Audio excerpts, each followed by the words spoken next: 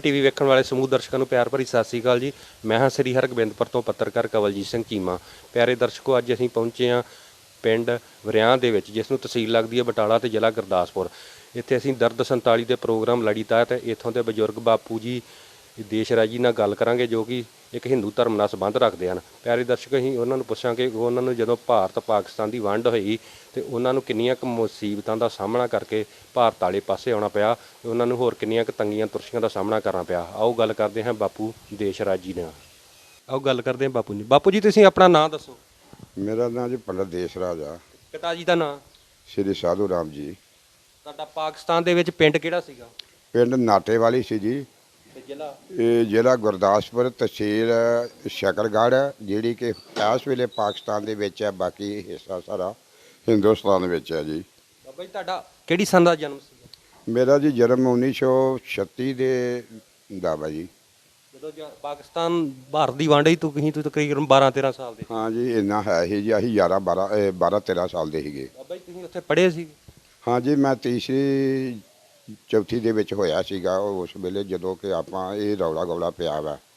ਤੇ ਬਾਬਾ ਜੀ, ਤੁਹਾਡੇ ਉੱਥੇ ਸੱਜਣ ਮਿੱਤਰ ਜਿਹੜੇ ਕੋਈ ਹੋਏ, ਉਹਨਾਂ ਦਾ ਨਾਂ ਵਗੈਰਾ ਸਾਨੂੰ ਦੱਸੋ। ਸਾਡੇ ਜੀ ਲਾਗੇ ਇੱਕ ਪਿੰਡ ਸੈਯਦ ਮੁਸਲਮਾਨਾਂ ਦਾ ਸੀਗਾ, ਤੇ ਪਿੰਡ ਦੇ ਵਿੱਚ ਸਾਡਾ ਬ੍ਰਾਹਮਣਾਂ ਦਾ ਪਿੰਡ ਸੀ ਸਾਰਾ ਹੀ।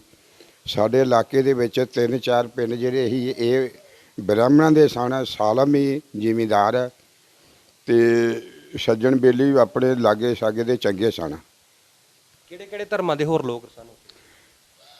ਜਿਹੜੇ ਸਾਡੇ 3-4 ਪਿੰਡ ਸੀਗੇ ਇਹ ਤੇ ਸਾਲਮ ਹੀ ਪੰਡਤਾਂ ਦੇ ਸੀਗੇ, ਤੇ ਇੱਕ ਪਿੰਡ ਔਲਖ ਸੀ ਲਾਗੇ, ਉਹ ਜੱਟਾਂ ਦਾ ਸੀ। ਤੇ ਯਾਰਪੁਰ ਪਿੰਡ ਸੈਯਦ ਮੁਸਲਮਾਨ ਸਨ, ਸਾਲਮੀ। ਤੇ ਲਾਗੇ ਮੱਲਾ ਪਿੰਡਾਂ ਦੇ ਨਾਂ 10-12 ਦੇ ਮੈਂ ਜਾਣਦਾ ਮੈਂ। ਲਾਗੇ ਉਦੋਂ ਹੋਸ਼ ਇੰਨੀ ਕੁ ਸੀਗੀ ਜਿਨ੍ਹਾਂ ਦੇ ਵਿੱਚ ਮੇਰਾ ਜਾਣ ਆਉਣ ਦਾ ਵਾਹ ਪਿਆ ਏ।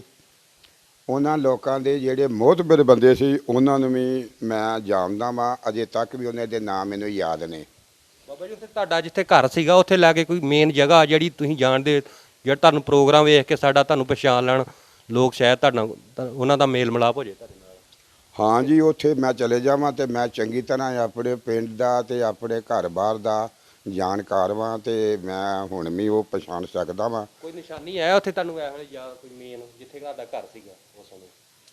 ਹਾਂ ਜੀ, ਇੱਕ ਪਾਸੇ ਸਾਡਾ ਇਲਾਕਾ ਜਿਹੜਾ ਸੀ ਉਹ ਤਕਰੀਬਨ 50 ਕੁ ਘਰ ਸਾਡੇ ਸੀਗੇ ਪੰਡਤਾਂ ਦੇ, ਤੇ ਇੱਕ ਪੱਤੀ ਸਾਡੇ ਪਰਿਵਾਰ ਦੀ ਸੀ ਜੀ। ਅਸੀਂ 6 ਭਰਾ ਸੀਗੇ। ਮੇਰੇ ਬਜ਼ੁਰਗ ਜਿਹੜੇ ਸੀਗੇ ਬਾਬੇ ਸਾਡੇ, ਉਹ 6 ਭਰਾ ਹਨ। 6 ਭਰਾਵਾਂ ਦਾ ਇੱਕ ਕਿਸਮ ਦਾ ਇੱਕ ਮਹੱਲਾ ਹੀ ਬਣ ਜਾਂਦਾ ਸੀ, ਤੇ ਉਹ ਚੰਗੀ ਤਰ੍ਹਾਂ ਆਪਾਂ ਜਾਣਦੇ ਹਾਂ। ਤੇ ਉੱਥੋਂ ਦੇ ਰਹਿਣ ਵਾਲੀ ਜਗ੍ਹਾ ਨੂੰ ਵੀ ਮੈਂ ਪਛਾਣ ਸਕਦਾ ਵਾਂ।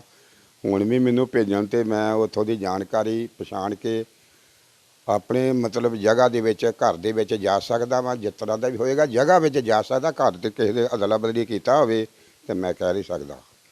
ਬਾਬਾ ਜੀ, ਤੁਸੀਂ ਉੱਥੇ ਜਿਹੜੇ ਤੁਹਾਡੇ ਉੱਥੇ ਸੱਜਣ ਮਿੱਤਰ ਜੋ ਵੀ ਉੱਥੇ ਖੇਡਾਂ ਖੇਡਦੇ ਰਹੇ ਉਸ ਸਮੇਂ ਦੀਆਂ, ਉਹਦੇ ਬਾਰੇ ਦੱਸੋ ਸਾਨੂੰ।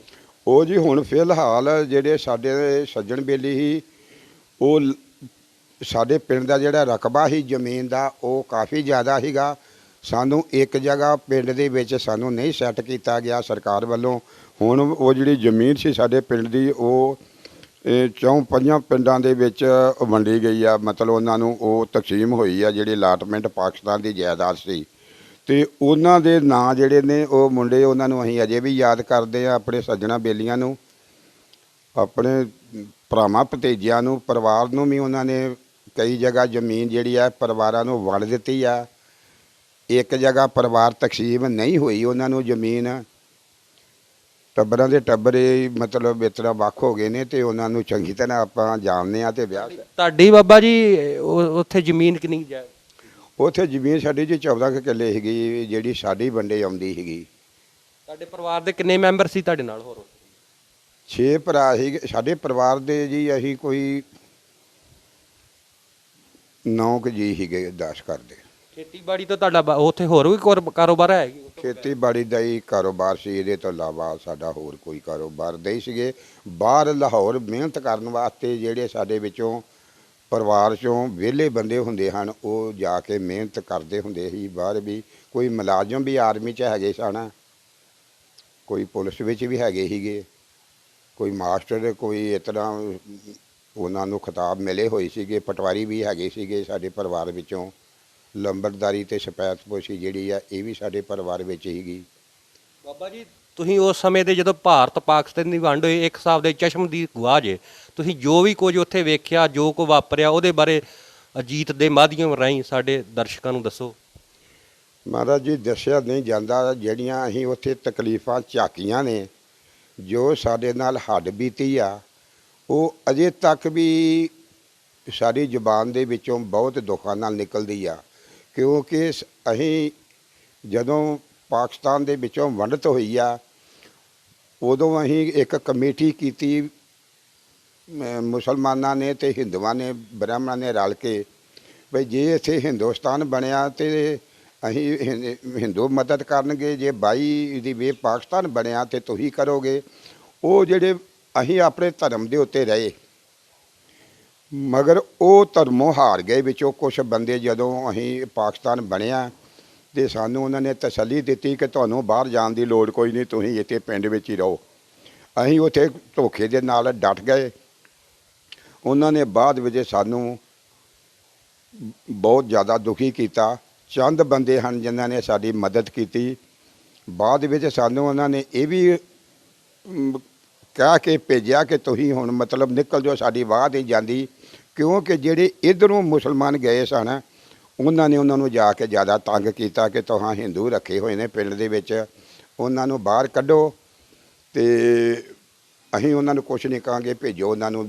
ਅਸੀਂ ਜਦੋਂ ਘਰੋਂ ਨਿਕਲ ਤੁਰੇ ਹਾਂ, ਅਸੀਂ 3-4 ਕਿਲੋਮੀਟਰ ਗਏ ਹਾਂ ਤੇ ਸਾਨੂੰ ਜਥਾ ਪੈ ਗਿਆ। ਕਿੰਨਾ ਚਿਰ ਪਹਿਲਾਂ ਪਤਾ ਲੱਗਾ ਤੁਹਾਨੂੰ ਵੰਡ ਹੋਣ ਲੱਗੀ ਆ? ਇਹ ਤੁਸੀਂ ਘਰ ਬਾਹਰ ਜਦੋਂ ਛੱਡ ਕੇ ਤੁਰਨ ਲੱਗੇ ਤੋਂ ਕਿੰਨਾ ਚਿਰ ਸਮਾਂ ਪਹਿਲਾਂ ਪਤਾ ਲੱਗਾ? ਇਹ ਜੀ ਸਮਾਂ ਤੇ ਜਿਤਨਾ ਹੁਣ ਹਿੰਦੁਸਤਾਨ ਦੇ ਵਿੱਚ ਕੋਈ ਵੀ ਵਾਰਦਾਤਾਂ ਹੋਣੀਆਂ ਹੋਣ ਤੇ ਅਫਵਾਹਾਂ ਨਿਕਲਦੀਆਂ ਨੇ, ਤੇ ਪਤਾ ਤੇ ਲੱਗ ਹੀ ਜਾਂਦਾ ਵਾ। ਜਦੋਂ ਹਿੰਦੁਸਤਾਨ ਦੀ ਵੰਡ ਤੇ ਸਾਰੇ ਮੁਲਕ ਦੇ ਵਿੱਚ ਹੀ ਫੈਲ ਗਈ ਸੀ ਕਿ ਇਹ ਵੰਡ ਤਾਂ ਹੋਣ ਲੱਗੀ ਆ। ਤੇ ਅਸੀਂ ਇਹ ਸੋਚਿਆ ਵੀ ਪਹਿਲਾਂ ਵੀ ਰਾਜ ਬਦਲਦੇ ਰਹਿੰਦੇ ਨੇ ਜਿਹੜੇ ਸਾਡੇ ਬਜ਼ੁਰਗ ਜਿਹੜੇ ਸੀ, ਤੇ ਕਿਹੜੀ ਇਹਨਾਂ ਨੇ ਕੋਈ ਇਹੋ ਜਿਹੀ ਮਾਰ ਵੱਢਣਾ ਟੁਕਣਾ ਵਾ। ਪਰ ਉਹਨਾਂ ਨੇ ਸਾਡੇ ਨਾਲ ਜੋ ਵੱਢ ਟੁੱਕ ਕੀਤੀ ਰਾਹ ਦੇ ਵਿੱਚ, ਉਹ ਬਹੁਤ ਦੁਖੀ ਹਿਰਦੇ ਦੇ ਨਾਲ ਮੈਂ ਤੁਹਾਨੂੰ ਦੱਸ ਰਿਹਾ ਵਾਂ ਕਿ ਉਹ ਸਾਡੇ ਕੋਲੋਂ ਦੱਸਿਆ ਨਹੀਂ ਜਾਂਦਾ। ਕੋਈ ਤਰੀਕ ਯਾਦ ਆ ਜਦੋਂ ਉੱਥੇ ਤੁਰੇ ਆ ਤੁਸੀਂ? ਇਹ ਜੀ ਕੋਈ ਮਹੀਨਾ ਭਾਦਰੋਂ ਦਾ ਸੀਗਾ, ਤੇ ਉਸ ਵੇਲੇ ਤਰੀਕ ਤੇ ਸਾਨੂੰ ਨਹੀਂ ਯਾਦ ਏਡੀ। ਤੇ ਸਰਹੱਦ ਪਾਰ ਕਰਨ ਲੱਗਿਆ ਤੁਹਾਨੂੰ ਕਿੰਨਾ ਸਮਾਂ ਲੱਗਾ? ਉਹ ਜੀ ਮੈਂ ਉਹਦੀ ਵਾਰਦਾਤ ਦੱਸਦਾ। ਜਦੋਂ ਅਸੀਂ ਉੱਥੋਂ ਨਿਕਲੇ ਹਾਂ, ਰਸਤੇ ਦੇ ਵਿੱਚ ਸਾਨੂੰ ਜਥਾ ਪੈ ਗਿਆ। ਸਾਡੇ ਬੰਦੇ ਉਹਨਾਂ ਨੇ ਵੱਡੇ ਟੁਕੇ ਨੇ, ਤੇ ਉਹਨਾਂ ਨੇ ਜਨਾਨੀਆਂ ਬੰਦਿਆਂ ਦੇ ਨਾਲ ਖੋਹ ਖਾਹ ਦਾ ਤੇ ਮਤਲਬ ਕਈ ਕੁਛ ਕੀਤਾ ਜਿਹੜਾ ਕਿ ਆਪਾਂ ਉਹ ਇਹਦੇ 'ਚ ਨਹੀਂ ਵਰਣਨ ਕਰ ਸਕਦੇ।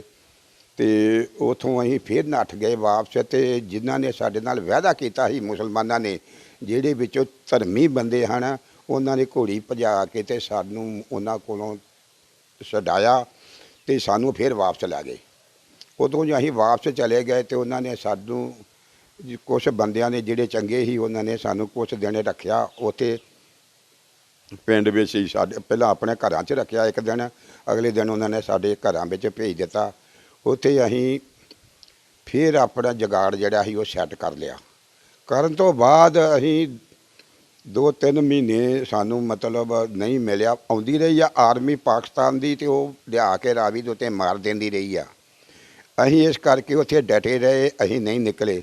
ਜਦੋਂ ਹਿੰਦੁਸਤਾਨ ਦੀ ਆਰਮੀ ਗਈ, ਸਾਡੇ ਰਿਸ਼ਤੇਦਾਰਾਂ ਦੇ ਜ਼ਰੀਏ ਕਿਸੇ ਤਰੀਕੇ ਨਾਲ ਕੋਈ ਬਜ਼ੁਰਗ ਗਿਆ, ਉਹਨਾਂ ਨੇ ਕਿਹਾ ਵੀ ਉੱਥੇ ਬ੍ਰਾਹਮਣ ਰੁਕੇ ਹੋਏ ਨੇ, ਤੇ ਇਸ ਤਰ੍ਹਾਂ ਉਹ ਇੱਕ ਕਿਸਮ ਦੇ ਕੈਦੀ ਆ।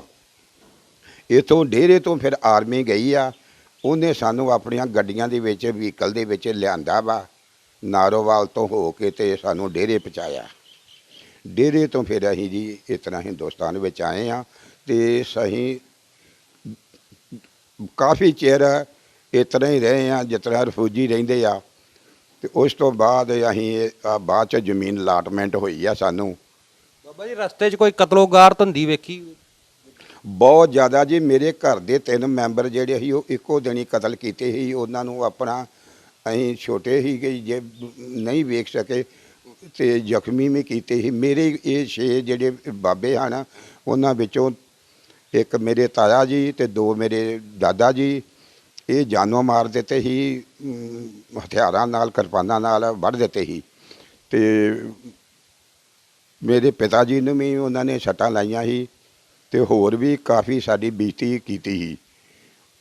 ਤੇ ਇਸ ਤਰ੍ਹਾਂ ਹੀ ਸਾਡੇ ਨਾਲ ਵਾਰਦਾਤਾਂ ਹੁੰਦੀਆਂ ਆਈਆਂ ਨੇ, ਸਾਡੇ ਪਿੰਡ ਦੇ ਨਾਲ ਹੀ, ਇੱਕ ਦੇ ਨਾਲ ਨਹੀਂ। ਬਾਬਾ ਜੀ ਆਪਣਾ ਘਰ ਛੱਡਣ ਨੂੰ ਦਿਲ ਨਹੀਂ ਕਰਦਾ, ਤੁਸੀਂ ਉਹ ਕਿਹੜਾ ਮਨ ਲੈ ਕੇ ਘਰ ਛੱਡਿਆ? ਤੁਹਾਨੂੰ ਕੋਈ ਮਹਿਸੂਸ ਤਾਂ ਹੋਇਆ, ਕਿੱਦਾਂ ਦਾ ਮਹਿਸੂਸ ਹੋਇਆ ਉਸ ਸਮੇਂ? ਉਸ ਟਾਈਮ ਜੀ ਜੇ ਸਹੀ ਪੁੱਛਦੇ ਹੋ ਤੇ ਸਾਡਾ ਵੇਲਣੇ ਵਗਦੇ ਪਏ ਹਨ ਤੇ ਘਰ ਦੁਬਾਰਾ ਅਸੀਂ ਡੰਗਰ ਇਕੱਠੇ ਕੀਤੇ, ਮੱਝ ਮੁੱਝਾਂ ਕੀਤੀਆਂ, ਉਹਨਾਂ ਨੂੰ ਅਸੀਂ ਪੱਠੇ ਵੀ ਆਪਣੀ ਹੱਥੀਂ ਨਹੀਂ ਪਾ ਸਕੇ। ਜਾਣਿਆ ਕਹਿਣ ਦਾ ਮਤਲਬ ਇਹ ਆ ਕਿ ਵੇਲਣੇ ਵਗਦੇ ਪਏ ਸੀ ਤੇ ਉਹ ਕੀ ਕਹਿੰਦੇ ਨੇ, ਰੌਆਂ ਗਰਮ ਹੁੰਦੀਆਂ ਪਈਆਂ ਹਨ, ਗੁੜ ਬਣਦੇ ਪਏ ਹਨ ਤੇ ਮਿਲਟਰੀ ਚਲੇ ਗਈ। ਉਹਨਾਂ ਨੇ ਕਿਹਾ ਤੁਸੀਂ ਬਾਈ ਆਰਡਰ ਹੁਣ ਗੱਡੀਆਂ ਵਿੱਚ ਬਹਿ ਜਾਓ ਤੇ ਆਪਣੇ ਘਰ ਨੂੰ ਛੱਡ ਦਿਓ। ਕਾਰੋਬਾਰ ਛੱਡ ਕੇ ਆਏ ਉੱਥੇ? ਕਾਰੋਬਾਰ ਬਾਅਦ ਵਿੱਚ ਦੂਜੀ ਵਾਰ ਫਿਰ ਸ਼ੁਰੂ ਕੀਤਾ, 5-4 ਮਹੀਨੇ ਅਸੀਂ ਉੱਥੇ ਡਟੇ ਰਹੇ ਹਾਂ। ਉਹਦੇ ਵਿੱਚ ਕਾਰੋਬਾਰ ਕਰਨਾ ਹੀ ਪੈਣਾ ਸੀ ਕੋਈ ਨਾ ਕੋਈ। ਛੱਡ ਕੇ ਆਏ ਉੱਥੋਂ? ਮਤਲਬ ਛੱਡ ਕੇ ਆਏ ਉੱਥੇ ਜੀ। ਕਿੰਨਾ ਸਮਾਨ ਬਾਬਾ ਜੀ ਲੈ ਕੇ ਆਏ ਉੱਥੋਂ ਆਉਣ ਲੱਗਿਆ? ਉੱਥੋਂ ਜੀ ਨੰਗੇ ਹੋ ਕੇ ਆਏ ਹਾਂ, ਕੁਛ ਨਹੀਂ ਲੈ ਕੇ ਆਏ। ਕਾਹਦੇ ਤੇ ਆਏ ਜੀ ਉਸ ਸਮੇਂ? ਉੱਥੇ ਜੀ ਅਸੀਂ ਆਰਮੀ ਦੀ ਗੱਡੀ ਦੇ ਵਿੱਚ ਆਏ ਹਾਂ। ਤੇ ਰਸਤੇ 'ਚ ਫਿਰ ਖਾਂਦੇ ਪੀਂਦੇ ਕਿੱਥੋਂ ਰਹੇ ਜੀ? ਖਾਂਦੇ ਪੀਂਦੇ ਉੱਥੇ ਜੀ ਆ ਕੇ ਰਸਤੇ ਵਿੱਚ ਨਾਰੋਵਾਲ ਰੁਕੇ ਹਾਂ। ਘਰੋਂ ਰੋਟੀ ਜਿਹੜੀ ਕੋਈ ਖਾਧੀ ਹੋਏਗੀ ਸਵੇਰੇ ਖਾ ਲਈ, ਜਦੋਂ ਆਰਮੀ ਗਈ ਆ ਜੀ, ਉਹਨਾਂ ਨੇ ਆਰਮੀ ਨੇ ਆਉਣਾ ਵਾ, ਰੋਟੀਆਂ ਘਰ ਜਿਨ੍ਹਾਂ ਨੇ ਖਾ ਲਈਆਂ। ਉਸ ਤੋਂ ਬਾਅਦ ਅਸੀਂ ਰਾਤ ਨੂੰ ਆ ਕੇ ਨਾਰੋਵਾਲ ਰੁਕੇ ਹਾਂ ਤੇ ਨਾਰੋਵਾਲ ਰਾਤ ਰਹੇ ਹਾਂ ਤੇ ਨਾਰੋਵਾਲ ਵੀ ਕੈਂਪ ਦੇ ਵਿੱਚ। ਉੱਥੋਂ ਰੋਟੀ ਖਾ ਕੇ ਤੇ ਸਵੇਰੇ ਫਿਰ ਸਾਨੂੰ ਉਹਨਾਂ ਨੇ ਡੇਰੇ ਬਾਬੇ ਨਾਨਕ ਭੇਜਿਆ। ਉੱਥੇ ਕੈਂਪਾਂ 'ਚ ਹੀ ਰੋਟੀ ਖਾਂਦੇ ਰਹੇ ਹਾਂ, ਕੋਈ ਖਾਸ ਨਹੀਂ। ਕੈਂਪ ਵੀ ਇਸ ਤਰ੍ਹਾਂ ਲੰਗਰ ਲਾਉਂਦੇ ਹਨ ਲੋਕ, ਤਾਂ ਉੱਥੇ ਕਿਤੇ ਰੋਟੀ ਮਾੜੀ ਮੋਟੀ ਖਾਣੀ, ਦੁਖੀ ਹੀ, ਰੋਟੀ ਕੀ ਖਾਣੀ ਸੀ ਉਸ ਟਾਈਮ। ਸਾਡੇ ਮਨ ਹੀ ਬੜੇ ਦੁਖੀ ਸਨ। ਬਾਬਾ ਜੀ ਵੰਡ ਹੋਣੀ ਚਾਹੀਦੀ ਕਿ ਨਹੀਂ? ਮਹਾਰਾਜ ਜੀ ਕਦੀ ਜ਼ਿੰਦਗੀ 'ਚ ਨਾ ਸੁਣਾਂਗੇ ਪਈ ਇਹੋ ਜਿਹਾ, ਵੰਡ ਹੋਣੀ ਨਹੀਂ ਚਾਹੀਦੀ। ਆਪਣੇ ਘਰ ਵਿੱਚ ਅਸੀਂ ਬੜੇ ਸੋਹਣੇ ਵਸ ਰਹੇ ਸੀਗੇ ਤੇ ਆਪਣਾ ਲੰਬੜਦਾਰੀ ਸਫੈਦਪੋਸ਼ੀ ਦਾ ਸਾਡਾ ਇਹ ਘਰ ਸੀਗਾ, ਸਾਨੂੰ ਖਿਤਾਬ ਮਿਲਿਆ ਹੋਇਆ ਸੀਗਾ। ਅਸੀਂ ਬੜਾ ਸੋਹਣਾ ਟਾਈਮ ਘਰ ਪਾਸ ਕਰ ਰਹੇ ਸੀਗੇ।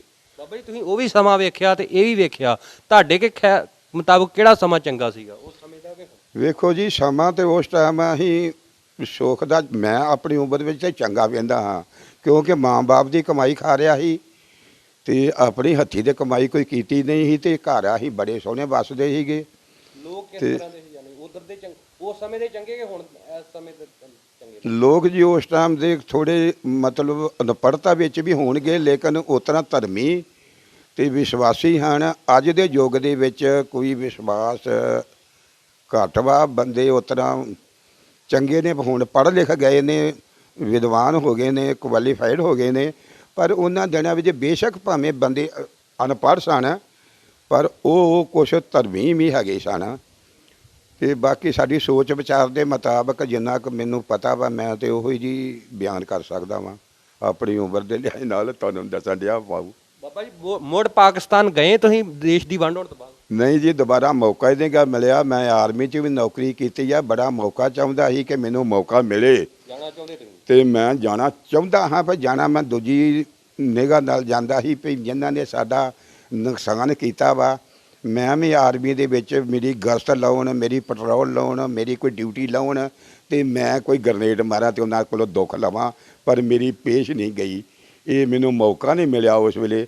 ਅਜੇ ਵੀ ਮੇਰੇ ਹਿਰਦੇ ਦੇ ਅੰਦਰ ਆ ਕਿ ਮੈਨੂੰ ਮੌਕਾ ਮਿਲੇ ਤੇ ਉਹਨਾਂ ਦੇ ਪਰਿਵਾਰ ਦੇ ਵਿੱਚੋਂ ਮੈਂ ਆਪਣਾ ਦੁੱਖ ਲਵਾਂ। ਅਜੇ ਮੇਰੀ ਖੁਆਇਸ਼ ਹੈ ਮਨ ਦੇ ਵਿੱਚ, ਪਰ ਮੈਨੂੰ ਮੌਕਾ ਨਹੀਂ ਮਿਲਦਾ, ਕਿਉਂਕਿ ਮੈਂ ਸਾਰੀਆਂ ਆਰਮੀ ਦੀਆਂ ਲੜਾਈਆਂ ਜਿਹੜੀਆਂ ਨੇ ਸਨ, ਮਤਲਬ 61 ਤੋਂ ਲੈ ਕੇ 62 ਦੀ ਚਾਈਨਾ ਦੀ, 61 ਦੀ ਗੋਆ ਦੀ, 65 ਦੀ ਪਾਕਿਸਤਾਨ ਦੀ, 71 ਦੀ ਵੀ ਪਾਕਿਸਤਾਨ ਨਾਲ, ਇਹ ਸਾਰੇ ਯੁੱਧ ਮੈਂ ਆਪਣੀ ਹੱਥੀਂ ਲੜੇ ਨੇ ਤੇ ਆਰਮੀ ਵੱਲੋਂ 9 ਮੈਡਲ ਵੀ ਮੈਨੂੰ ਪ੍ਰਾਪਤ ਹੋਏ ਆ। ਤੇ ਇਸ ਤਰ੍ਹਾਂ ਦਾ ਤੇ ਮੈਨੂੰ ਮੌਕਾ ਨਹੀਂ ਮਿਲਿਆ। ਮੌਕਾ ਮਿਲੇ ਤੇ ਮੇਰਾ ਯਾਰ ਅਜੇ ਵੀ ਨਹੀਂ ਗਿਆ, ਭਾਵੇਂ ਮੈਂ ਬੁੱਢਾ ਹੋ ਗਿਆ ਵਾਂ। ਬਾਬਾ ਜੀ ਇੱਥੇ ਆਣ ਕੇ ਮੁੜ ਵਸੇਵੇ ਲਈ ਸਰਕਾਰ ਨੇ ਤੁਹਾਨੂੰ ਕੋਈ ਹੈਲਪ ਕੀਤੀ, ਮਦਦ ਕੀਤੀ ਤੁਹਾਡੀ? ਮਦਦ ਜੀ ਕੋਈ ਖਾਸ ਨਹੀਂ ਕੋਈ ਕੀਤੀ ਮਦਦ, ਸਾਨੂੰ ਤੇ ਕੋਈ ਨਹੀਂ ਮਦਦ ਲੱਭੀ। ਜ਼ਮੀਨ ਜਿੰਨੀ ਉਧਰ ਹੀ ਨਹੀਂ ਦਿੱਤੀ ਗਈ ਤੁਹਾਨੂੰ? ਨਹੀਂ ਜੀ, ਸਾਨੂੰ ਜ਼ਮੀਨ ਇੱਥੇ ਉਹਦੇ ਨਾਲੋਂ ਲਗਭਗ ਅੱਧੀ ਮਿਲੀ ਹੈ। ਕਿੰਨੀ ਕੁ ਮਿਲੀ ਜੇ? ਮਿਲੀ ਇੱਥੇ ਹੁਣ ਸਾਡੇ ਕੋਲ ਮਤਲਬ ਕੋਈ 8 ਕੁ ਪੈਲੀਆਂ ਨੇ, ਜਿਹਦੇ ਵਿੱਚ ਅਸੀਂ ਗੁਜ਼ਾਰਾ ਕਰ ਰਹੇ ਹਾਂ। ਇਹ ਖੇਤੀਬਾੜੀ ਕਰਕੇ ਹੁਣ ਡਏ ਹੋਏ ਆ ਆਪਣੇ ਬੱਚੇ ਪਾਲਣ। ਜ਼ਮੀਨ ਨਾ ਸਾਮਲਾਟਾਂ ਆਈਆਂ ਨੇ ਨਾ ਵਾਸੀਆਂ ਆਈਆਂ ਹਨ। ਬਾਕੀ ਜਿਹੜੀ ਵਗਦੀ ਜ਼ਮੀਨ ਸੀ ਉਹਦਾ ਵੀ ਉਹਨਾਂ ਨੇ ਚੌਥਾ ਹਿੱਸਾ ਸਾਨੂੰ ਕੱਟ ਕੇ ਭੇਜੀ ਆ। ਇੱਥੇ ਚੱਕਬੰਦੀ ਹੋਈ ਆ, ਚੱਕਬੰਦੀ ਦੇ ਵਿੱਚ ਵੀ ਕਟਤੀ ਹੋਈ ਆ, ਬਦਤ ਨਹੀਂ ਹੋਈ। ਉਨੀ ਦੀ ਉਨੀ ਜਿਹੜੀ ਆ ਨਾ ਇੰਨੀ ਕੁ ਸਾਡੇ ਵੰਡੇ ਆਈ ਆ। ਹੁਣ ਜ਼ਮੀਨ ਜਿਹੜੀ ਇਸ ਵੇਲੇ ਅਸੀਂ ਖੇਤੀਬਾੜੀ ਦੇ ਵਿੱਚ ਲਵਾ ਰਹੇ ਹਾਂ। ਪਿਆਰੇ ਦਰਸ਼ਕੋ, ਇਹ ਸਨ ਬਾਪੂ ਦੇਸ਼ਰਾਜ ਜੀ, ਜਿਨ੍ਹਾਂ ਨੇ ਭਾਰਤ ਪਾਕਿਸਤਾਨ ਦੀ ਵੰਡ ਦਾ ਦਰਦ ਤੁਹਾਨੂੰ ਅੱਖੀਂ ਵੇਖਿਆ ਡਿੱਠਿਆ, ਜਿਹੜਾ ਉਹ ਤੁਹਾਨੂੰ ਬਿਆਨ ਕੀਤਾ। ਤੁਹਾਨੂੰ ਸਾਡਾ ਪ੍ਰੋਗਰਾਮ ਕਿਹੋ ਜਿਹਾ ਲੱਗਿਆ, ਆਪਣੇ ਸੁਝਾਅ ਜ਼ਰੂਰ ਭੇਜਣਾ। ਸਾਡਾ ਪੇਜ ਡੇਲੀ ਅਜੀਤ ਦੇ ਨਾਂ 'ਤੇ ਫੇਸਬੁੱਕ 'ਤੇ ਵੀ ਚੱਲਦਾ ਹੈ। ਅਜੀਤ ਡਾਊਨਲੋਡ ਕਰੋ ਅਤੇ ਸਾਡਾ ਪ੍ਰੋਗਰਾਮ ਜ਼ਰੂਰ ਵੇਖਣਾ। ਤੁਸੀਂ ਅਗਲੇ ਹਫ਼ਤੇ ਫਿਰ ਕਿਸੇ ਹੋਰ ਬਜ਼ੁਰਗ ਸ਼ਖਸੀਅਤ ਨਾਲ ਮਿਲਾਂਗੇ, ਜਿਨ੍ਹਾਂ ਨੇ ਦਰਦ 47 ਦਾ ਵੇਖਿਆ ਹੈ। ਅਤੇ ਸਾਨੂੰ ਹੁਣ ਉਦੋਂ ਤੱਕ ਦਿਓ ਇਜਾਜ਼ਤ। ਸਤਿ ਸ਼੍ਰੀ ਅਕਾਲ ਜੀ।